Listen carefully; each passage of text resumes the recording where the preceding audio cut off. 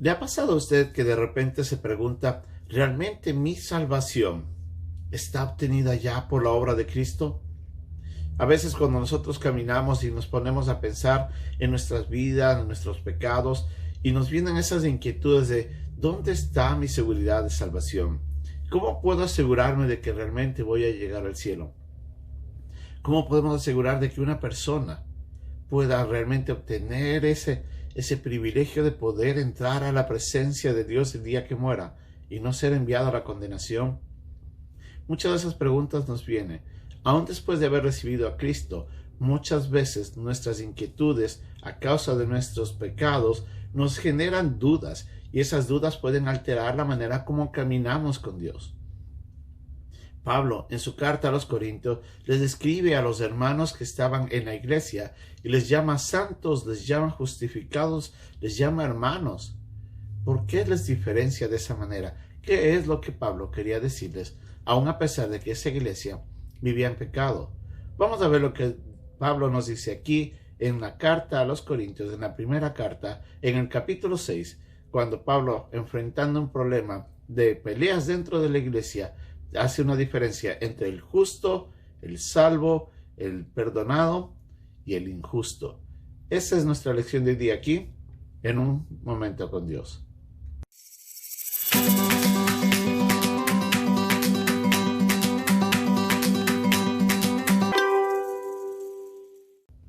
Para poder comenzar un poco y tratar de diferenciar lo que Pablo quería hacer, tenemos que recordar que Pablo escribe a una iglesia que él había conocido porque él había establecido. La primera carta a los Corintios es una carta de reprensión a una iglesia que, aunque eran ya salvos, muchas veces estaban viviendo en pecado. Y Pablo tiene que enviar esta carta larga, con muchos detalles en cuanto a varios pecados que en ellos estaban presentándose, para poderles explicar de que esa no es la vida a la cual nosotros, ya siendo salvos, tenemos que vivir. Más bien les reprende y les exhorta al cambio, a la transformación. Porque comienza, como hemos visto desde el capítulo 1 en adelante, comienza en Cristo. Pablo comienza diciéndoles en el versículo 2 del primer capítulo, les dice a los santificados, y les dice que son santificados porque invocan el nombre del Señor Jesucristo. En ese instante, él les hace esta aclaración específica, porque comienza recordándoles quiénes son en Cristo. Y todos esos primeros capítulos, Pablo hace una explicación muy clara de que la salvación se obtiene a través del oír el mensaje del Evangelio, que el mensaje del Evangelio fue dado por obra del Espíritu Santo y que del Espíritu Santo el que llegó a convencer al creyente a aceptar la salvación y a llegar a ser salvo. Y en todo el tiempo Pablo trabaja con estas palabras para diferenciarles con las demás personas y les dice, ustedes son santos, ustedes son justificados, y les llama muchas veces hermanos, haciendo una diferencia en relación a las personas que no son creyentes, y les llama a ellos, en cambio les dice a las personas que son del mundo, o les dice a los injustos. En este capítulo 6, cuando Pablo comienza a hablarles, les dice en el versículo 1, ¿os alguno de vosotros? Y miren cómo hace esa especificación, diciéndole ustedes, entre ustedes, cuando tiene algo contra otro, ir a juicio delante de los injustos y no delante de los santos. Y aquí no estaba diciendo de que santos habían ciertas personas que estaban santas dentro de la iglesia y otros no. No se refería a la manera como ellos vivían, sino más bien se refería a las personas que ya habían sido santificados en Cristo, porque así les llama en el capítulo 1, en el versículo 2, a los santificados en Cristo Jesús.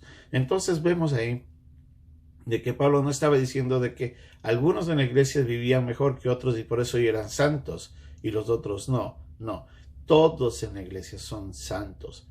Ahora, no es que son santos por su manera de vivir, sino por la fe en Cristo. Y les sigue diciendo de que cómo puede ser posible que ustedes lleven a sus hermanos, les dice más adelante, a ser juzgados ante los injustos, en vez de ser juzgados entre vosotros mismos. Entonces Pablo hace esa diferencia muy específica porque quiere llevarles a ellos a entender de que los que son creyentes, los que están dentro de la iglesia, son declarados justos. Y ellos tienen que velar por las cosas que estaban sucediendo dentro de la iglesia, esos pleitos que se habían generado y a los cuales en el capítulo 6, en los primeros versículos, él hace referencia. Pero hay algo muy importante que Pablo hace más adelante, y este es en el versículo 9 de ese mismo capítulo, cuando le dice: ¿no sabéis que los injustos no heredarán el reino de Dios? Recuerda que les dice al inicio, a los que están en el versículo 1, les dice: ¿por qué llevan a los hermanos a enfrentarse con los jueces del mundo que son injustos? Y les dice: ellos no heredarán el reino de Dios. Y les menciona una serie de pecados. Les dice: son fornicarios, son idólatras, son adúlteros, afeminados y muchas otras cosas más. Y después les dice ahí, en el versículo 11, erais algunos, mas ya habéis sido lavados. Es muy importante porque el tiempo en el que se escribe este versículo en el griego quiere decir de que hubo un pasado perfecto que ya no se vuelve a repetir. Y les dice: ustedes ya fueron lavados, dándoles a una nueva posición, una nueva condición espiritual.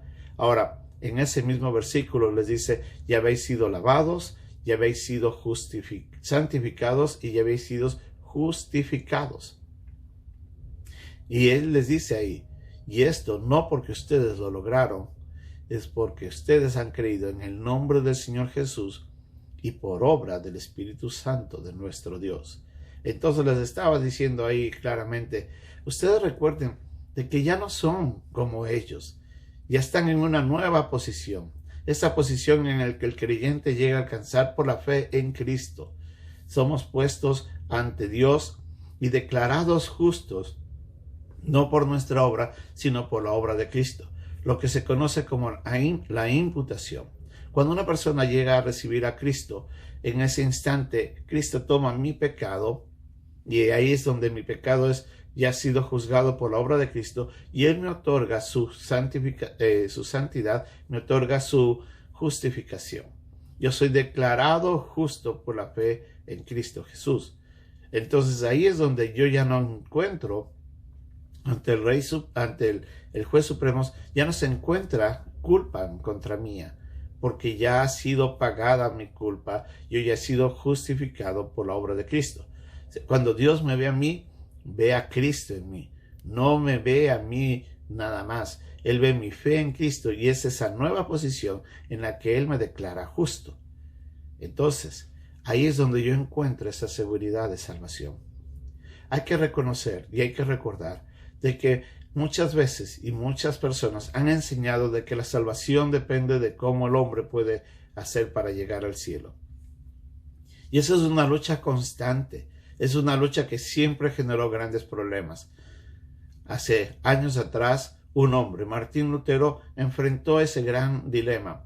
Él trató de buscar por medio de todas las maneras posibles que se le enseñaba en la iglesia cómo poder llegar a ser salvo. Y él tenía que hacer muchas cosas. Entró en penitencia, entró en ayunos, entró en indulgencias, y todo eso no le traía paz.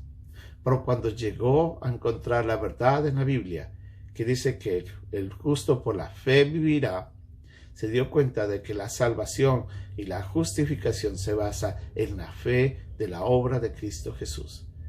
Es ahí donde se basa nuestra esperanza. Ahora, usted no puede ser justificado si no ha puesto su fe en Cristo todavía. Y eso es algo muy importante. ¿Y qué queremos decir con esto? Muchos de nosotros hemos escuchado de que Cristo vino a la tierra, de que Él llegó y murió por nuestros pecados.